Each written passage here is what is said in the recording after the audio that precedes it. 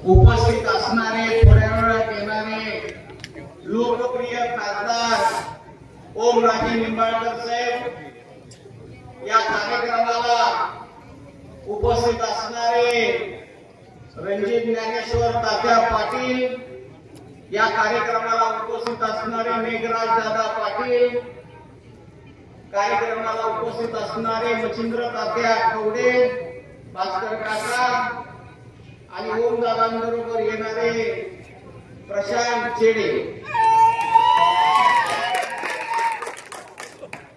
आज मंचकावर कुणी विचार केला नसेल अशी आम्ही सर्व मंडळी या ठिकाणी एका मंचावर आलेलो आहोत।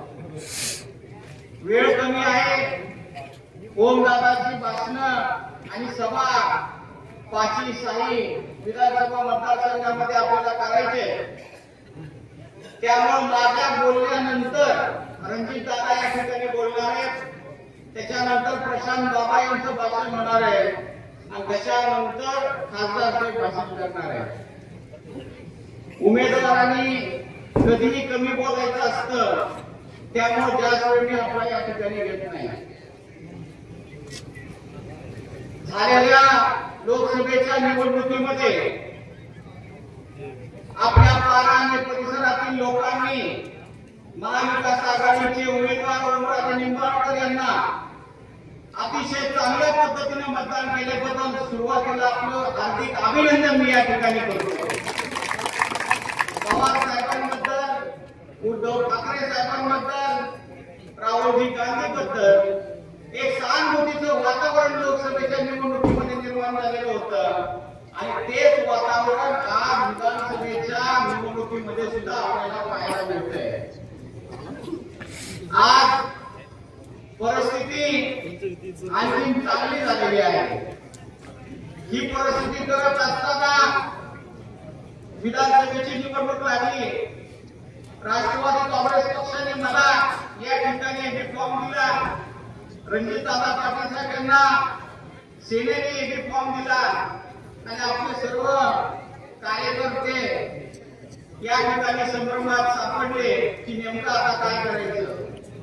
फॉर्म भरल्यानंतर सुद्धा रणजित दादा यांच्या बरोबर बैठक घेतली, आमचे काही कार्यकर्ते, त्यांचे काही कार्यकर्ते, आपण जरी फॉर्म भरला असला तरी सुद्धा पक्ष ज्याला उमेदवारी देईल त्याचं काम आपण या ठिकाणी करायचं असं आमचं ठरलं आणि हे ठरल्यानंतर शेवटच्या तासामध्ये रणजित दादाला त्यांच्या पक्ष अध्यक्षांनी फोन केला आणि रणजित दादांनी सुद्धा शेवटच्या 2 मिनिटांमध्ये फॉर्म काढून पक्षनिष्ठा काय असते याचं उदाहरण आपल्याला या ठिकाणी दाखवलेलं आहे। त्याच्यानंतर खासदार साहेबांनी आम्हाला दोघांना बोलवलं, बैठक करून घेतली आणि त्या ठिकाणी रणजित दादा पहिल्या दिवशीपासून आपल्या कामाला या ठिकाणी पक्षाच्या महाविकास आघाडीच्या लागलेले आहेत।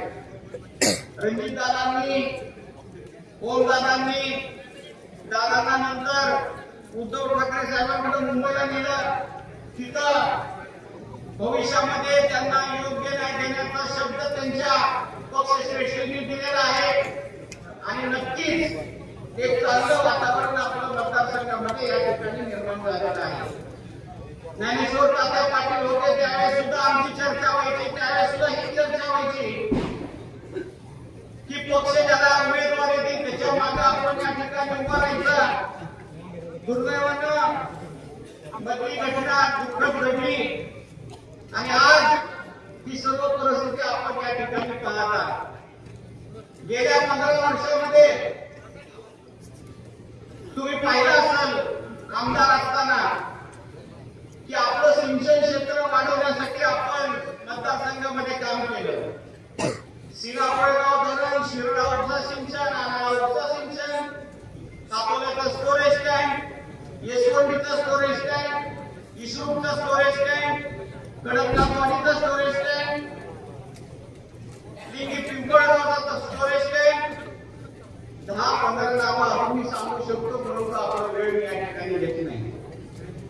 एमएससीबी बद्दल सुद्धा यशवंतीचं 33 केवी, पारनेरचं 33 केवी, लिंगी पिंपळगावचं 33 केवी, असे 10 ऑर्डर 33 केले आपण आपल्या मतदारसंघामध्ये केले. मागच्या कालावधीमध्ये त्या 10 वर्ष आमदार होते त्यांच्या कालामध्ये वीजचं क्षेत्र या ठिकाणी वाढलं, सिंचन क्षेत्र वाढलं. ठाकूर साहेब आपल्या विरोधात येतात, ते आमदार होते त्यांच्या काळामध्ये सुद्धा काही कामं झाली. आणि अशी परिस्थिती असताना एक दुसऱ्या जिल्ह्यातला उपरा माणूस आपल्या जिल्ह्यामध्ये येतो आणि ह्या मतदारसंघामध्ये 40% इथल्या नेत्यांनी काय केलं हे प्रश्न आपल्याला विचारतो.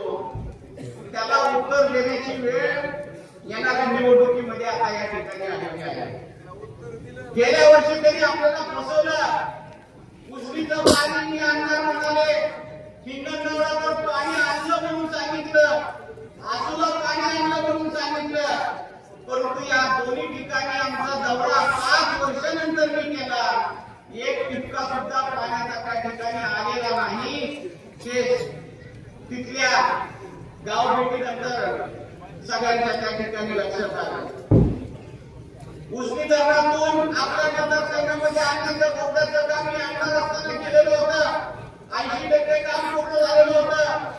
राहिलेलं 20% काम करणं या 5 वर्षामध्ये अपेक्षित होतं.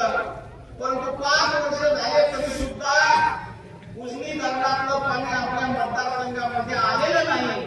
ह्याचं कारणीभूत फक्त आपले निष्क्रिय आमदार आहेत. हे मी तुम्हाला या कार्यक्रमाच्या निमित्तानं सांगू इच्छितो. माझे वडील पहिल्यापासून महाराष्ट्र मोठे बाप्पा यांनी संगमेश्वर प्रकल्प त्या काळामध्ये केला. संगमेश्वर प्रकल्प भरल्यानंतर ते पाणी आपण नदीच्या पात्रामध्ये सोडत होतो. मी आमदार असताना पारेपर्यंत आणि पुढे देखील पाणी आपण नदीच्या पात्रामध्ये सोडलं. ईडच्या लोकांना सुद्धा अडचण आली नाही पाहिजे, तिथल्या लोकांना सुद्धा त्याला पाण्याचा फायदा झाला पाहिजे आणि पुढच्या नदीतल्या जी गावं आहेत त्यांना सुद्धा त्या ठिकाणी फायदा झाला पाहिजे. म्हणून आपण ह्या धरणातलं पाणी आपल्या या नदीमध्ये सोडत होतो.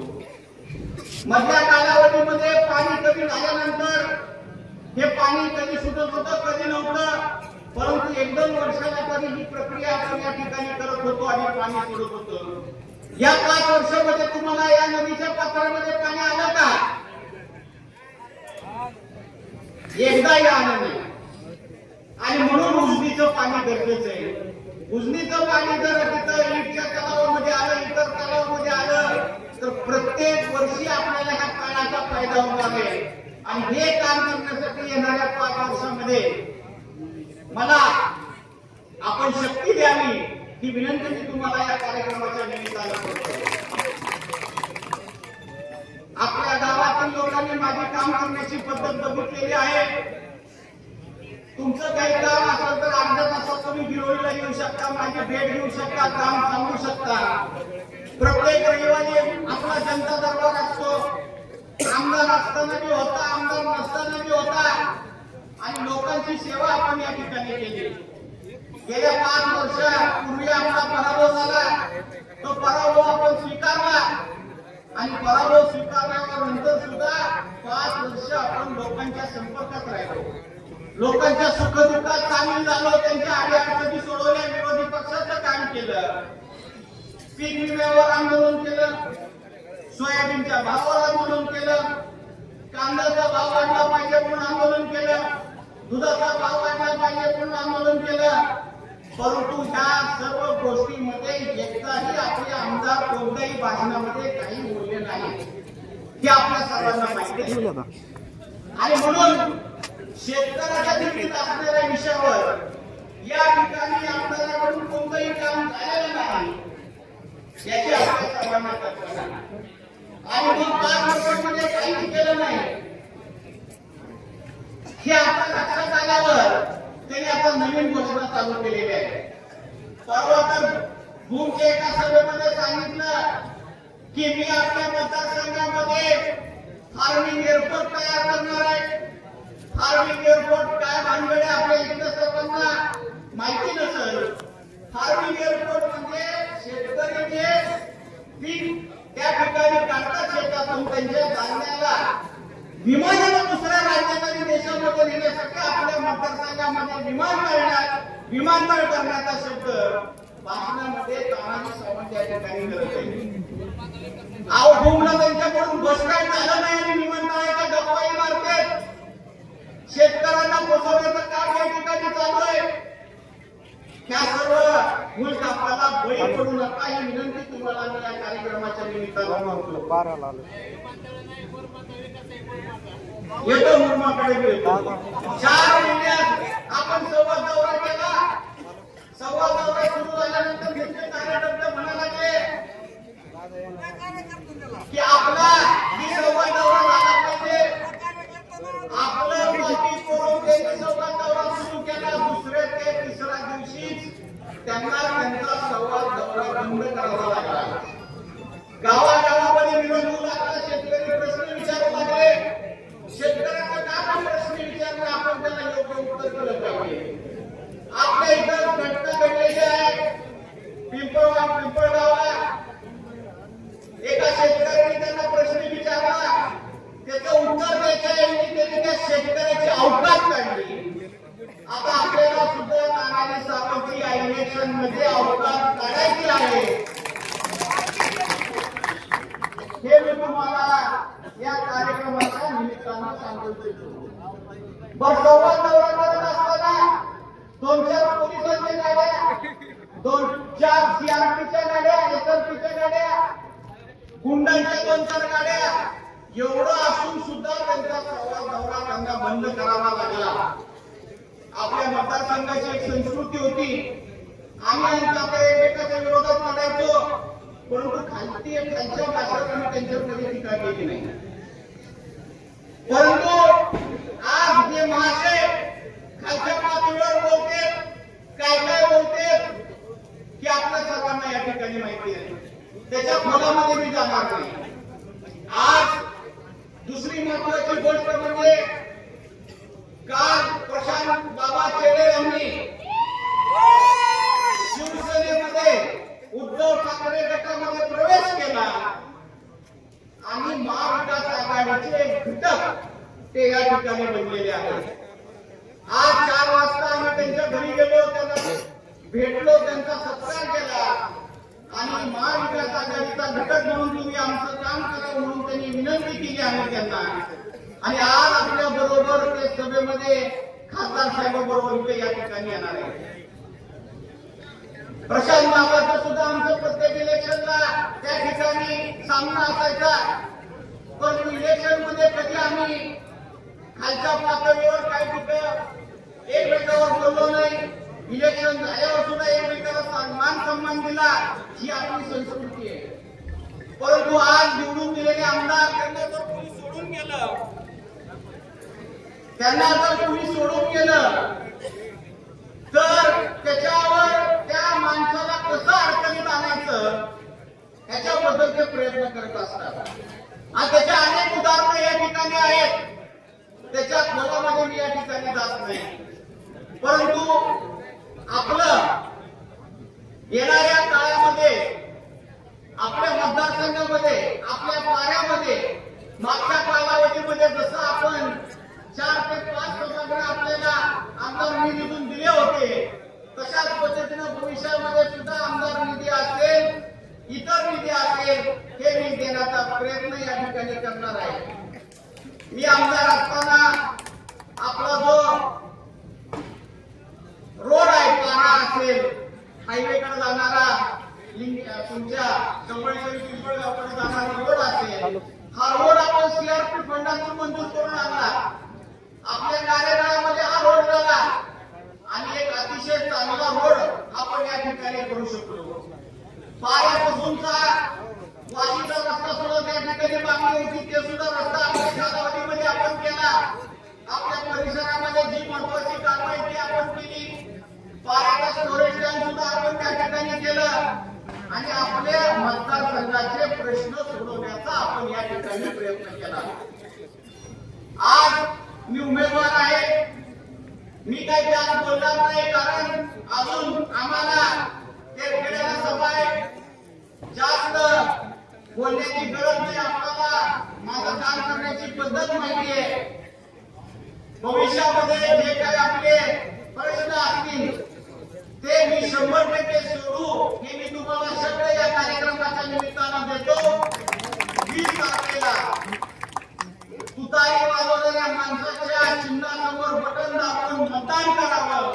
ही विनंती करतो.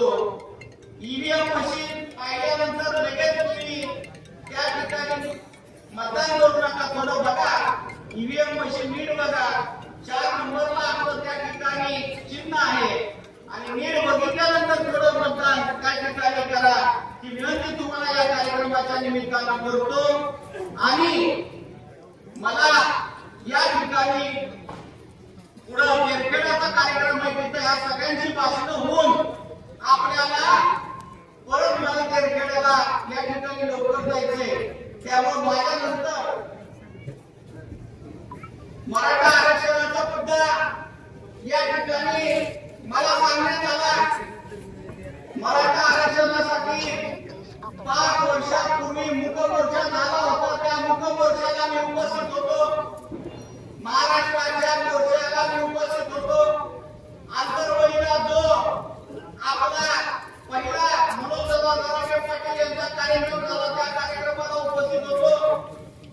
वाशीच्या कार्यक्रम ज्या दिवशी होता त्यावेळेस गिरोलीला मी मनोजदादा जरांगे पाटील यांचा सत्कार केला.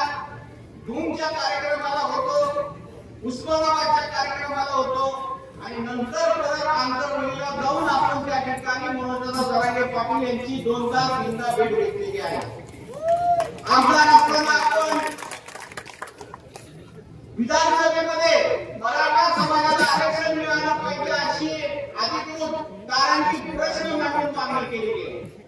फक्त मराठा समाजाच्या नाही तर धनगर समाजाला सुद्धा आरक्षण मिळालं पाहिजे म्हणून आपण आमदार असताना त्या ठिकाणी मागणी केलेली होती.